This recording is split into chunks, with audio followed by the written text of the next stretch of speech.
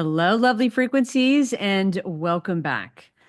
Man, February is crazy. I feel like I sound like I have a helmet and I'm in a submarine. I've been diving in Mama Ocean, and she is telling me that the tides are changing. I can't wait to hear what she's been telling you. Um, Today's vibe is going to be all about the magic of surrounding yourself with those that mention your name in a room full of opportunities.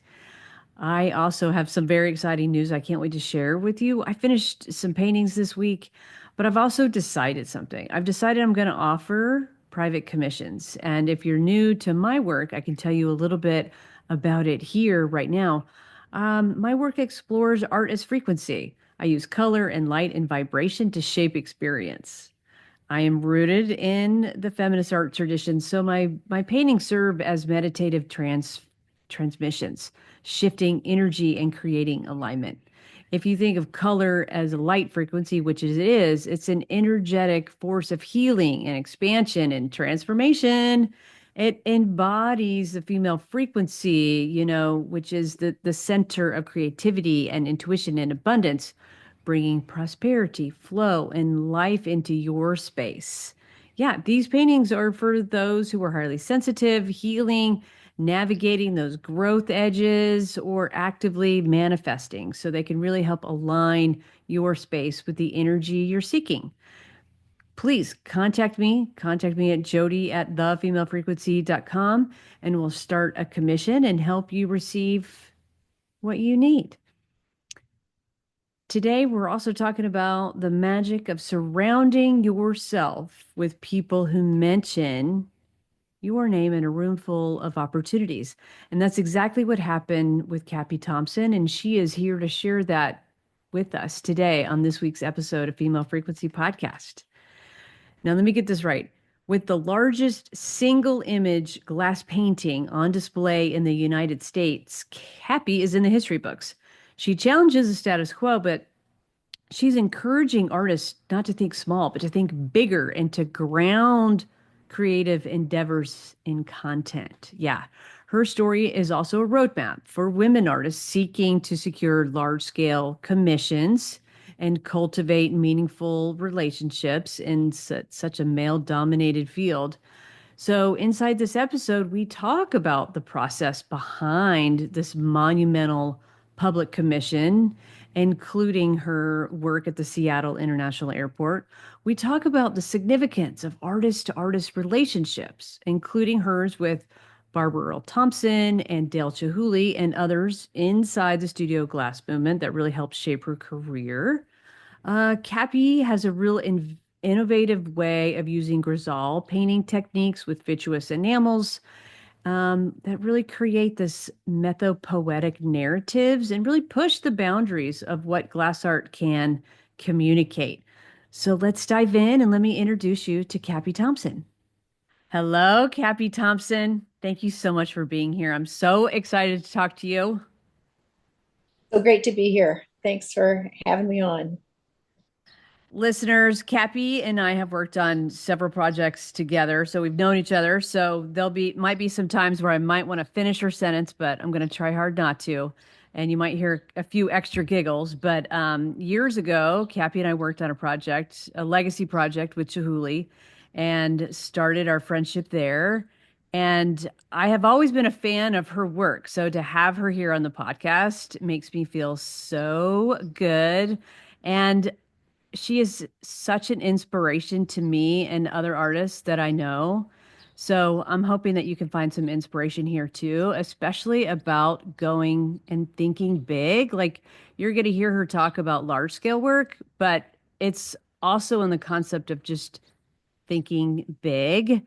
And as I was doing my homework, Cappy, I realized that you were awarded, you've been painting since 1976 or thereabouts, right? And you had won the NEA award, the National Endowment for the Arts Award in 1990. Can you tell us a little bit about that?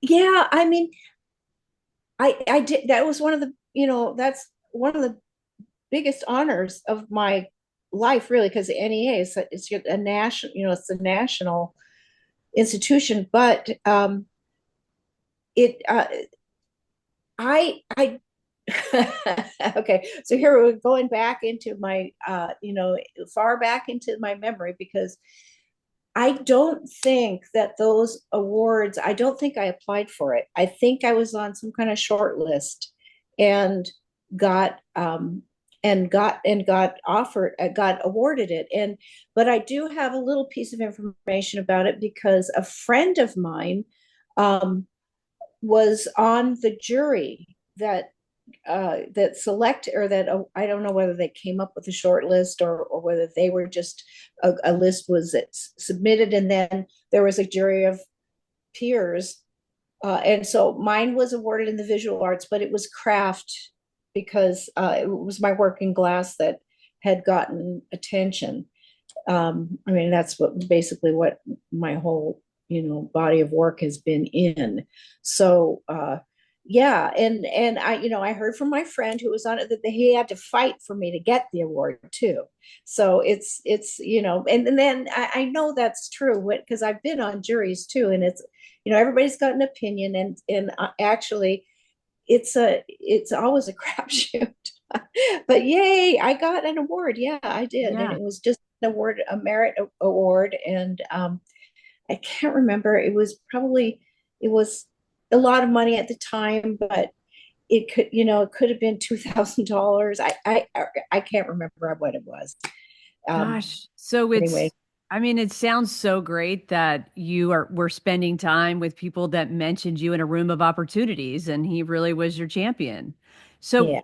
what'd you do? So you got the money, and then were you able to create a whole body of work, or just create more work and then show it someplace? Or do you remember the rest? It's with those awards. It wasn't. It wasn't attached to anything that I needed to do or had to do. And so I'm sure I used it for living expenses, because I let the time. Let's see, what year was it? Was it 1990? 1990? So I would have been in Seattle anyway. Yeah, so it's always, I always kept my overhead low, so I'm sure my expenses at that point were pretty not, they weren't high, but that's what I used my money for, was to live and make work. So I managed to actually not have a real job. Um, Wow. most of my, Self-sustaining artist. Like, yeah, by keeping a low overhead, really. Yeah. I wow. always had, I lived in my studios. I always lived in my studios. Yeah. Yeah. And you still live in your studio now today. Still live in my studio, but now I own my studio. Yay. Yay. Yeah. And for those of you traveling to Seattle, Cappy does sometimes have an open studio. So definitely take a look at her website and keep up with that. And Refract, sometimes you're involved with the Refract, the Seattle Glass Experience. You've been on their tour for at least 5 of the years. Yeah, sure. Because I live in Seattle, and that's Refract is the celebration of glass in Seattle. So yeah, of course, if I'm home, I'm in. Yeah. Yeah. That's awesome. That's awesome. All right, can you take us in and like tell us the story behind the story a little bit more about your commission at Seattle-Tacoma Airport? Because this is where, from what I know, you have parlayed your application into a yes for a commission, and the commission is huge. It's in the A terminal at The SeaTac. you're right, the A concourse, right? Yeah, that both of these stories actually um, point to basically relationships with other artists, because that was an invitational commission. So it wasn't an open call. It was a group of people who put forward a list of artists to be considered for.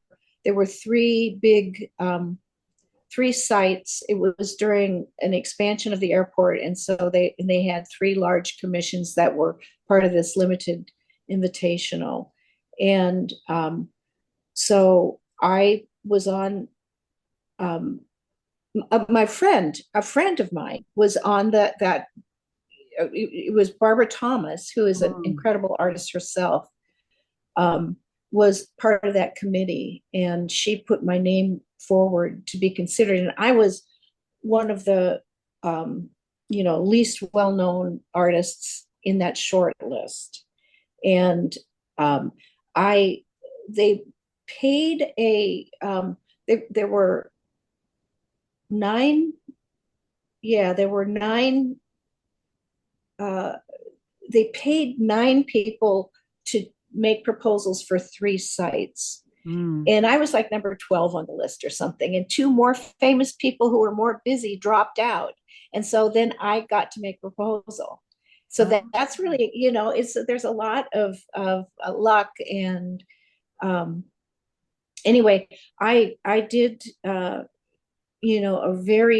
did never thought I would get that commission because I didn't have a big commission under my belt. Mm. And um, anyway, I just thought it was a really long shot because I wasn't as famous as everybody. But I thought I would drop everything and figure out how to do a large commission. Um, because so basically they paid quite a large fee also for the proposal. And I can't remember, it was like $5,000 or maybe it was even $6,000. Anyway, so I dropped everything I was doing, and I had to come up with an idea. I had 5 weeks Oh, to, okay. That's an excellent but timeline. Okay, yeah. yeah, it was a short timeline. But basically, I came up with my idea, and then I had um, spoken with the fabricator not long before that I wanted to work with. So I knew there was somebody who in Germany who could do large scale work that, and they had basically were doing work on plate glass where they were mimicking stained glass by, well, no, they weren't mimicking stained glass. They were gluing stained glass with a optically clear glue onto plate glass. So they were doing these large scale stained glass applications with no lead. And I kind of put together what I had been doing with painting on vessels, um, and just supersized it. And from looking at what they had, the work they had been doing, I thought, oh yeah, we could do this here at this studio. And so basically, I came up with my idea, and then I had enough time. The consultant for that, for it was Derek's Glass Studios where I worked, and the consultant who was in the United States was adamant that I go to Germany to make a sample. And and so I did, like 2 weeks before I had to do the presentation. This is so inspiring because a 5 week timeline is Yeah. very short, like you're saying, and then to add in travel and Derek's Yeah. fit you in too. Like the Yeah. stars had aligned. It worked out. Everything was just kind of worked out. And yeah, I was only there for a weekend. I worked with one of their painters, but at the same time, I must have come in on a Thursday or Friday or something, so that they were working because I was able, and this was before digital, so I Yeah. had my little camera, and I was taking slides of the various processes. So I could show uh, painting, I could show, they were actually, were they gluing something? No, but they were making insulated window units. So because this project actually, we made the artwork as um, real windows with two pieces of glass with an insulating strip in between. And so one of the panels has artwork on it, then there's the gasket, and then there's another piece. So they were actually making some of those. Uh, um, so I was able to show slides of all the processes that we were going to use. So Okay. it's kind of amazing. And then I had they actually made I made a little 1/3 scale section of part of the design, and they made it into an insulated window unit and crated it and shipped it. I was picking it up in customs, like, you know, not 24 hours before I had to, uh, before I had to meet with the jury. So anyway, that was, and I thought, well, I learned so much from going there. I was so glad I had gone to Germany because I could see that I could do it and they could see that I could do it. And I came back with a firm bid from Derek's. So whether or not the sample had actually arrived on time, it didn't matter because I had proved to myself and could comfortably go forward and say, I can do this project. And I could show it with the slides. So, and I had also, by then I had prior to going to Germany, I had to come up with the the drawing, the concept and the drawing, and it was uh, it was really really kind of everything that I had done up to that point informed, because I worked in stained glass for Mm. a long period of time, and then I worked on vessels for a long period of time. So I and kind of I this project incorporated both, everything that I knew about leaded glass, and then everything I knew about working with enamels, and I kind of like made this gigantic. Um, it was like having a big vessel that was unwrapped, So Yeah. it had some transparent areas and some painted areas, and it was narrative, and it kind of incorporated everything that I had been doing. Um, yeah, so it was really, wonderful experience to just even try to figure it out. And then I got the job, and that which was also like jaw-droppingly exciting. Oh, I'm sure. I'm sure you did a happy dance right away Yeah. and called Barbara. Yeah, yeah. She knew because she was on the jury, and I'm sure she fought for me to get that commission too. But actually the interesting thing was that I guess I had everybody. I had a unanimous jury on that one. Um, but I think she did say something funny afterward too, because I had not only I had come up with the idea, I had this sample. I brought, I showed them the slideshow of how we would do it. I also had made a maquette so I could show them. I had my neighbor, who's a wonderful woodworker, had made a frame which was collapsible because I had to carry this thing, and it was basically I had painted it on glass, and I had made it in a frame that was could fold up, sort of like a fuller brush man thing, Yeah. so I could fold it out, and it Yeah. was, like what was it, probably a 7 foot long thing, Like a and yeah, pop-up book. it was clever. It had little things. So it had little um, supporting legs on it that could flip out. Anyway, Oh it my was amazing, gosh. and I had practiced my spiel too, because I had like 20 minutes with the jury or something. So I had to like march in with my sample and tell them exactly what I would do, and what the concept was and all this stuff. Oh my gosh. It I was mean, one of I just can't imagine your level of confidence just even having your maquette but then having that personal work experience to have gone to Europe, you've gone to Germany, you've been with Derek's, because this is a collaboration with these other fabricators at this point. Like, do they get your drawing style? Can it translate well with their style? And it worked. Yeah, it did work. But it actually, I was the lead painter on it. So, I mean, that was also the wonderful thing, is that I was able to actually paint it myself. And of course, being totally supported by their studio. And I had a couple of painters working with me, but my hand is in that piece, which is wonderful. So, Yeah. uh, yeah. So, yeah, your style of painting, did you do all the grayscale work on it and then color it in? Yeah, I did all of the grisaille, the black, the underpainting.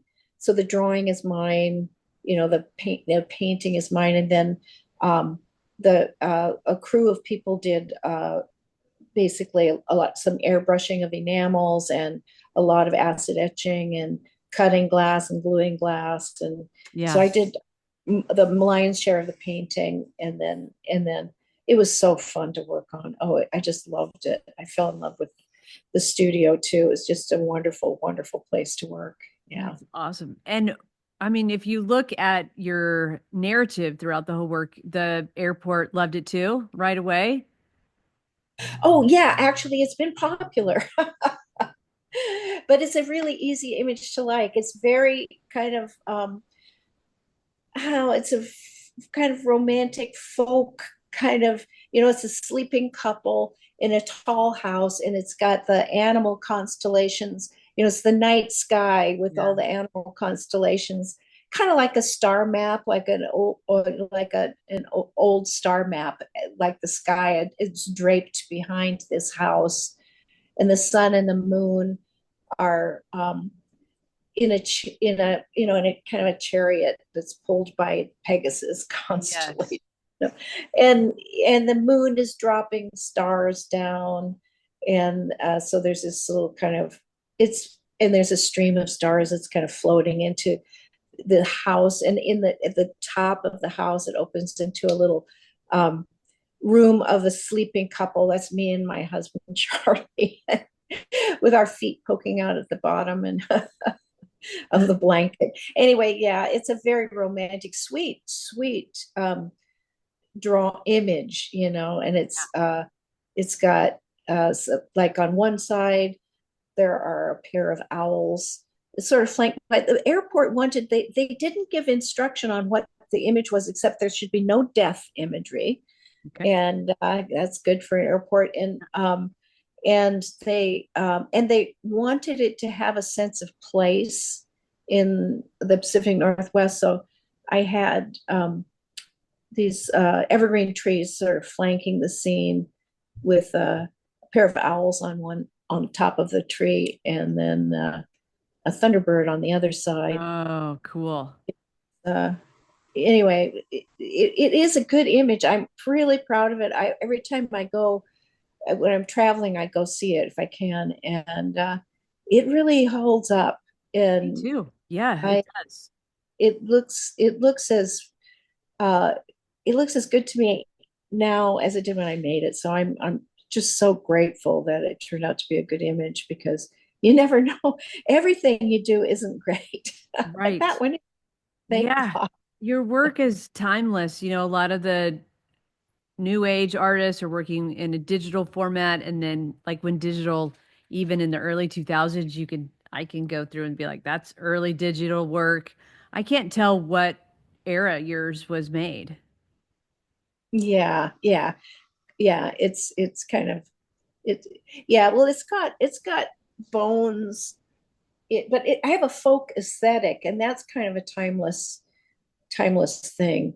And it's out of, the technique is medieval, but it's not that either, so yeah, it's Yeah, kind of it's a not.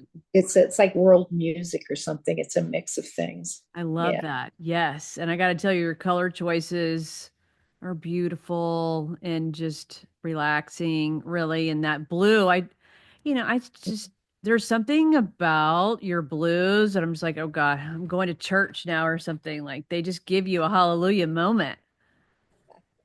Yeah, I love blue. I'm still working with blue. Yeah. And those owls are like so astute, curious. Yeah. Yeah. Oh my God. Yeah. There's one thing I've learned from you and Barbara. When there was a moment in time where you were telling me this story before, and you had said something that was something like this, like when you're jurying something, one question that you can ask is whose career will this commissions make? Like whose career will elevate the most? Will this help another artist the most? It's really hearing those two artists helping another artist too. Maybe we were talking about Oh, when you I were don't know, but jury. this does go back to how important. I mean, it is actually. artists are kind of the first line of defense. They're the people who are going to know about your work first, and they're also going to help you the most. Yeah. At least that's been my experience. And then after artists get to know your work, then art professionals get to know your work. So then it'll be the curators and the galleries and the museums, and and that, and our consultants, and so the sales level, and then the institutions beyond that. But it's artists who are the first line. They're going to know you. We know each other before anybody else does, Yeah. and you're excited about that work too. So it's so that's kind of, and both these stories are about how yeah, those are the people who really pushed me forward. So yeah. Absolutely. Yeah, you've helped me push me forward. You're such an inspiration. I don't think I tell you that enough. Thank you. Yeah. I was at the Museum of Glass and had a little photo shoot there, and your work is right there, right as you enter, and I just love it. I love standing in front of it. I just love this. The narrative, and um so it's called Gathering of Light. It's at the Museum of Glass in Tacoma. Can you tell us a story behind that story? Oh yeah, that actually happened around the same time and was a consequence of, yeah, that's a consequence of the airport commission, and it actually was completed and installed before the airport, because that was, took a long period of time before the concourse was completed and 9/11 had happened. So anyway, that airport, it took a few Oh. years for that to actually um, be completed. But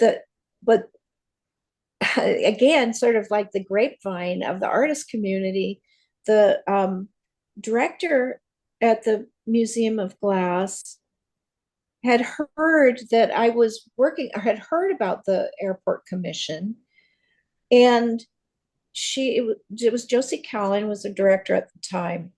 Now Josie was that was a direct commission by Josie Oh, for okay.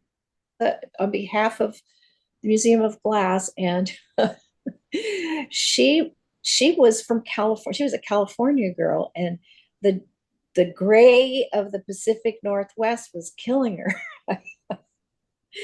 And she wanted to. I think she saw my work and thought, I'm going to bring some color into this lobby. Yes. So, I mean, I'm kind of making this up, but I think I'm not far off. But I'm not sure exactly what her motivation was, but I think when she asked me to come talk to her about it, she must have said something like that. Yeah, I Um, I can and see that, and I could see wanting to add a little bit more of the place and the studio glass community, like the community storyteller into there, because everybody knows that the entrance to the Museum of Glass is sterile before your work was there. I mean, there's no getting around it. Well, it was empty. So, but in any case, she also wanted to actually have something to commemorate the first anniversary, and so there it was. Also, um, I had a really tight timeline on that, and uh, it was, I was not quite sure. I mean, it was really tight. I didn't have time to get sick or anything. So I anyway, but I did it. I was, and she had tied, I shouldn't tell this story, but she had tied in the commission, in the contract, if I couldn't deliver in time for the anniversary party, I wouldn't get paid. Way to go, Josie. Anyway, and my husband Charlie, who's a lawyer, I said, Charlie, what about this contract? And he looked at me and said, well, you can do it, can't you? I said, yeah, I think so. He said, just sign it. Anyway, So anyway, that was a wonderful commission too. But Did you anyway, but also I worked really that hard. I worked really okay. hard, and that worked out. It did work out. A lot of this is kind of also by uh, just sort of diving in and going, oh, I think I could do this, figuring it out, and having the help that you need. Like I had, worked with a fellow who was a good fabricator to do the frame, the frames and the wood substrate. And then I hired, because I didn't have much experience with glue Yeah. yet. I hired Derek sent uh, Katrina Plattner, one of their employees who was really good with glue, out. Oh, I had worked on the airport project with me, and so they flew her out with the glue on the love it. airplane, and it was a silicone, so it was not a toxic thing. So anyway, she came and did the gluing. So, and we did the fabrication. We put the pieces together right at the museum, so we didn't have to transport them.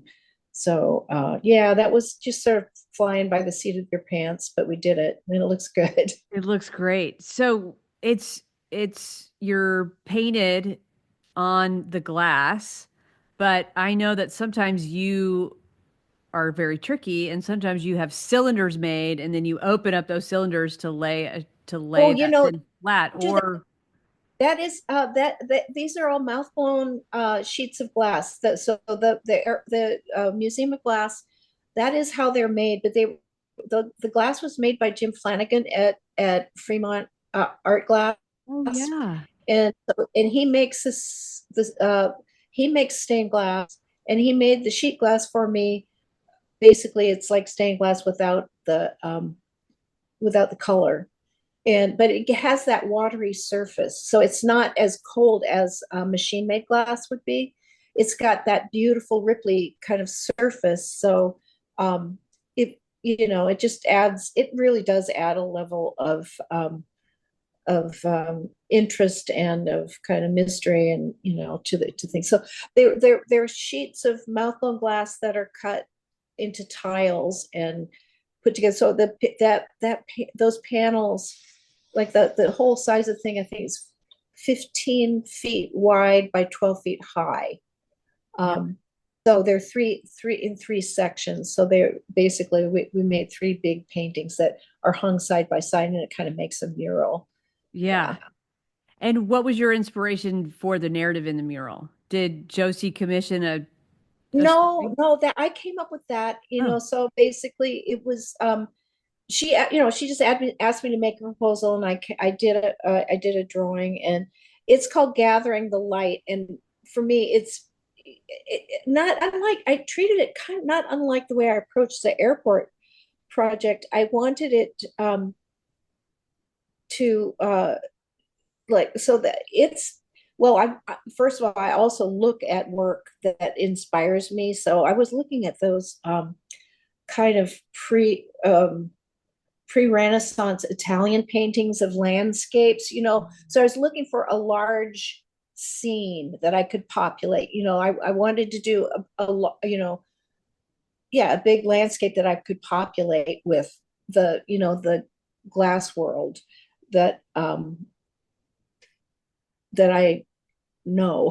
yeah. And also it references the site, which is on the Theophos waterway. So it's on a water, and it's got, and there's an image in there of like the Temple of the Muses. The museum is there, and there's a little bridge that is an allusion to the Chihuly Bridge, and there's a glass collecting mermaid in the corner, and then the land, the main, and there's a mermaid that's sort of on so it's kind of on an isthmus.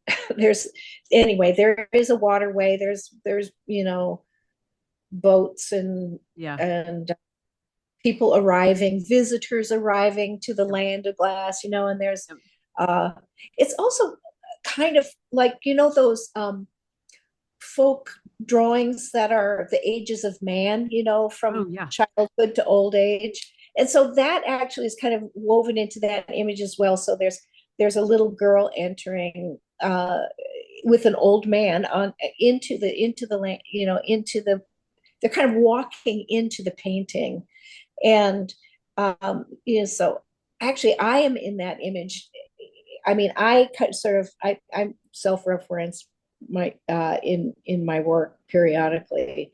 So in this image, the way I see it is that I'm the little girl walking in. I'm also one of the artists in the scene. I'm painting a vase, and I'm um, also, I think I'm like there's me in four ages, so I'm kind of a middle-aged woman on the boat to the side that's sort of like got a spyglass, I think, looking into the scene. And I'm the angel at the top, one of the angels at the top, dropping, one of the muses. So I've Yes. actually painted myself all the way through that. So it's like the ages of, it's like me in every stage of life and beyond. But yeah, anyway, yeah, Chihuli's one of the putti in there, and Italo Scanga. I mean, there's a bunch of people that I painted Oh, into yeah. my Jan Marish's engraving. Anyway, I wanted it to be international, and I wanted it to be multicultural, and I wanted it to reference the site, and then to just be, and then yeah, just be, oh yeah, there's putti in it. There's some of the things that are in Venetian glass, Yeah. um, and yeah, Yeah, one of the glass makers has a very classical form, like a vessel form on the end of the pipe. yeah. There's Venetian technique there. There's a fountain. It's sort of paradise too. So Yes. it's yeah. So I've woven a whole bunch of stuff into it. And if you look, if you think about, yeah, anyway, there's just a Yeah. lot that it was that kind of went into Yeah. just You do man. the myth and the magic, is that what you said? Well, yeah, I can't remember what I just said, but anyway, Yeah. yeah. Gosh, yeah, the myth and the magic. I One of my favorite quotes that you said when I saw your artist talk last was that you've always been interested. The wisdom traditions have always interested you the most. Alchemy and magic. Yeah, well, all of them, and alchemy and magic are part of that. But yeah, Yeah, yeah, the esoteric parts of all the world's cultures and religions. That's where the juice is for me.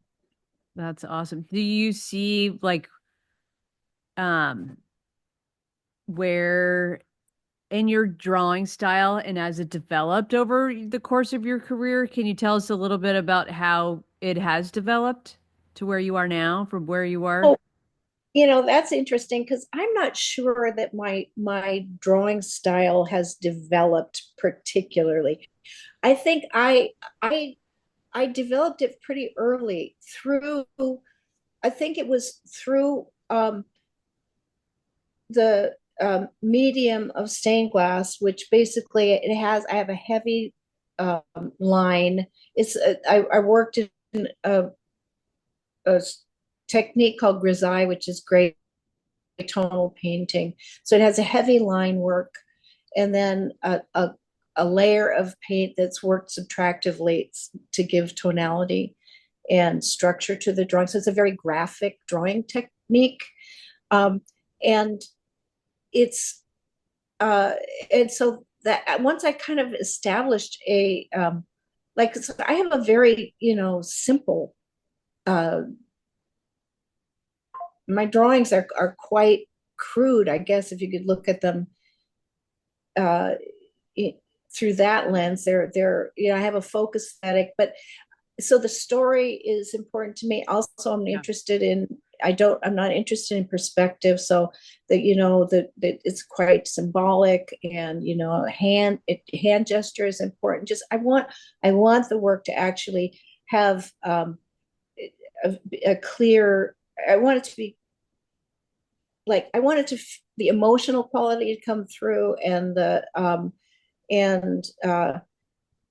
I like, all this early work. I love the quirkiness of it, the kind of humor in it, Yeah. and the something about it not being um that it the like the things that aren't right about it bring some life to it. Mm. So I'm I guess there's a certain, someone said a long time ago that there was a studied artlessness to my work. Anyway, that's probably true. Yeah. That's funny. I'll have to think about that one. Huh. Um, Or there was a case to be made for artlessness, something like that. oh, Anyway, so okay. anyway, I don't know if my work is artless, the artless art, but anyway, I know no, I because it's so definitely am an aesthetic, a style of drawing that is mine, and I'm very comfortable with it, and I can play around inside it with what I want to say with it. yeah, and there's so many layers to it. Like it is, I think someone could say that your work could look simple, but it is not in the process. It's not. Some of the simplest things are the hardest to do. That's how your work reads to me. Yeah. Dang. So Thank you. we've got some good juicy stories behind two of your giant works. Um, how about inside your studio? Can you tell us some stories about some folks who have visited your studio since you've always had like a live work studio? Like, have you had some characters come through? Uh, well, I mean, listen, I've had this. How many studios have I had? Um, I don't know, maybe six I don't know how many I've had, Yeah. but the first people to visit, I guess the most important people to have visited. Again, I guess I'm going to circle back to the beginning of my of our talk, in that artists are the ones who actually are the most influential relationships. At least Mm. that's true for me. So the first visitors who were um, in the glass scene. So I had started working in glass. I was in Olympia, and everything was happening in Seattle. But um, I word had traveled through a friend of mine to a guy she was dating, that there was somebody in Olympia who was doing interesting stained glass, and so Charlie Perriott visited me with Thurman Statham, who was at the time uh, I don't know, I don't even know if it was for a year. He was the director of Pratt in Oh, Seattle, which is a city arts program, and they came and asked if I would teach a class at Pratt, and so I said yes, I would teach a class at Pratt, but nobody signed up. So it didn't matter. So the main thing was, I had made contact with the beginning of the Seattle community, and then within a year after that, the next important guest to visit my studio in Olympia was Dale Chihuly, and he visited with his mom is that and his dentist. He was visiting. His dentist was in Olympia, and so that was who visited me. And Dale's mom and Dale and you got his to meet dentist. Viola? I got to meet Viola, and she thought I had my studio was I had a kind of an amazing large stained glass piece in the and it was based on a Persian miniature, and I remember her comment very clearly, and she said, "Isn't that weird?" Love it. Yeah, but anyway, that was the beginning of my being really welcomed with open arms into the studio glass community, and I have been blessed ever since.